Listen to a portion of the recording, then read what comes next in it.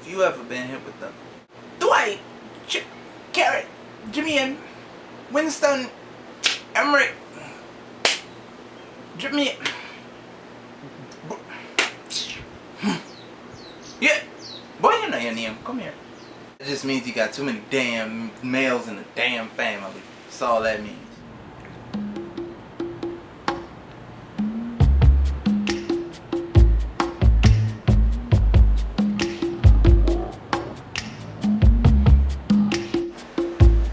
Alright, I'm gonna give y'all 2 important, valuable lessons that I've learned from my mother. 1 is to never play around in school, and 2 is to never stay out past your curfew, especially at a young age. Now, the first story. See, I was in 4th grade. I don't remember my age then, but you know, I used to get in trouble a lot. After 2nd grade, I used to be like a little problem child. My mom would probably get calls. Oh, Terrence was acting up in class again today. I'm just letting you know. Then I'd get a whooping later. But it was this one teacher, Miss Sarah. She was a white lady. Looked pretty good. Anyway, so one day, like a couple weeks before this incident that I'm about to get into occurred, so I'm in class and I forgot what I was doing. I was acting up or something, and the teacher was like, "I'm gonna call your mom and let her know that you've been misbehaving." And you know, back then in 4th grade, don't nobody want to hear, "I'm gonna call your mom." You know, we used to do sneaky stuff like hurry up and get home and delete the voicemail before she hears it, or if it's mail, get rid of the mail before. Y'all know the story. What all we used to do as kids, criminals.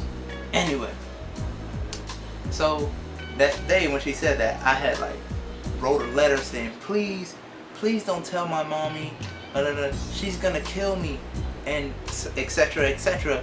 And I gave the teacher the letter, and then she pulled me aside after class and she said, "Okay, I read your letter, but if you act up again in class, I will have to call your mother.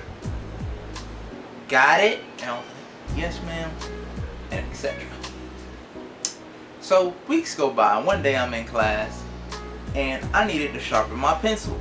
So I went to go sharpen my pencil because I was really bored with doing the classwork. So I was trying to find an excuse on something else to do because I don't like sitting at desk for too long. I get bored. So, I mean, the pencil was like up to this point, and I just kept getting up to go sharpen it. Like, kept breaking it on purpose just to keep going back and sharpening it. And I think I had a debate with somebody, or I was causing some type of disruption. But anyway, the point is, she said, "Okay, Terrence, that's the last straw. I'm calling your mother because you acting out in class." But I was like, "I'm not even doing anything." Yeah. So it got to that point.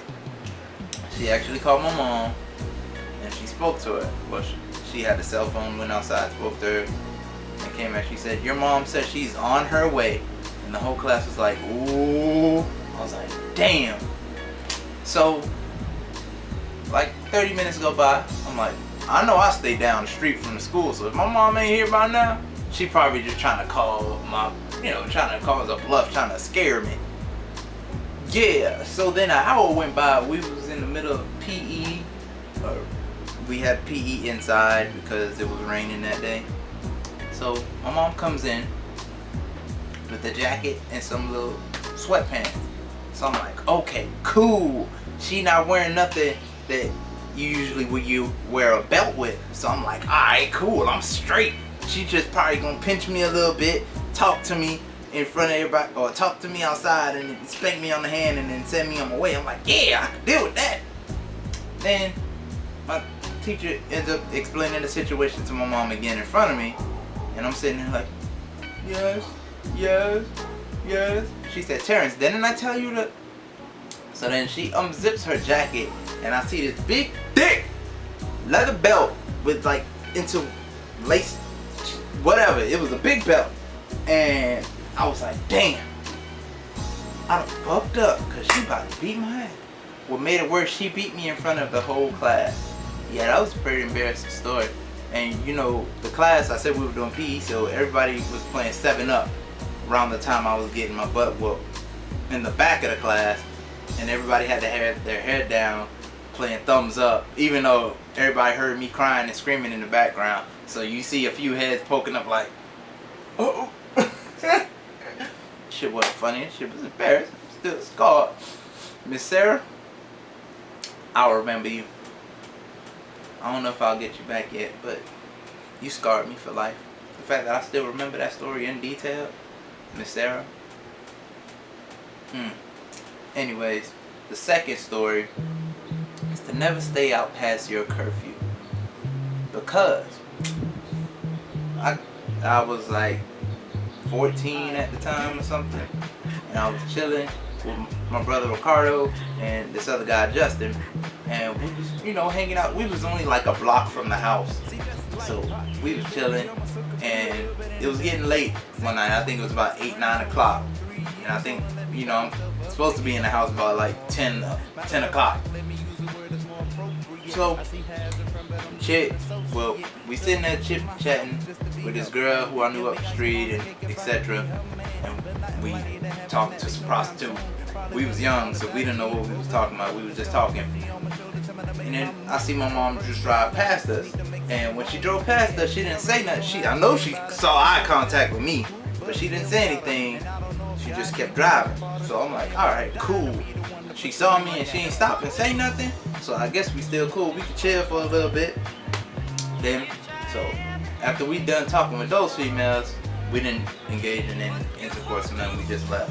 So we walked off and went to see another friend of mine up the street, and then we sat there jib-jabbing with some more girls like, it was live, you know what I'm saying? Then eventually time started to catch up to us, and I was like, dang, what time is it? My brother was like 11 o'clock. I was like, oh, yeah, we need to get home now. So like, I hurried up and went home. I didn't see my mom's car there. So I'm thinking, okay, maybe she went to go get something to eat, or she probably out there looking for me at this point. So I'm in the house, we chilling, everything's calm for a while, and then all of a sudden you hear the car come in the driveway like, and then she ejects out the car so damn quick, and then she comes in the house, where is he? Where is he? Then my friend at the time, Justin, that nigga left the house so quick. That nigga, the flash ain't got nothing on him how quick he was out the door. You heard him do do do do do, and he went home. I was like, damn, like y'all just gonna leave me by myself like this? It's kind of fucked up. Anyway, so yeah, my mom grabbed a stick. It was like this thick, this long of a stick. She told my brother to go somewhere. Well, my god brother. She told him go somewhere, and she handled me with care.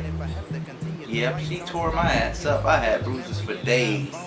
Yep, I learned my lesson not to stay out past my curfew. Those are just my quick little 2 stories about my mother. She taught me valuable lessons. There's many more. Those 2. Those are some good memories that'll stick with me. Never stay out past curfew. Never play around school. Wait till I get to my kids and start teaching them that stuff.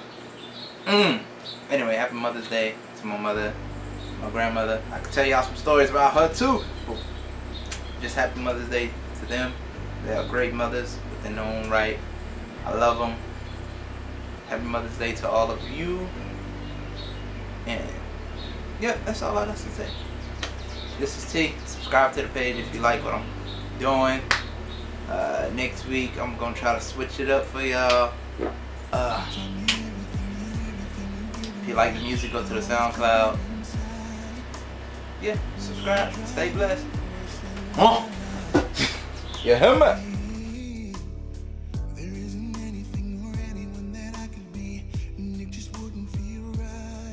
I can pass on to my children. Yep. I'll take everything one thing at a time. Then there's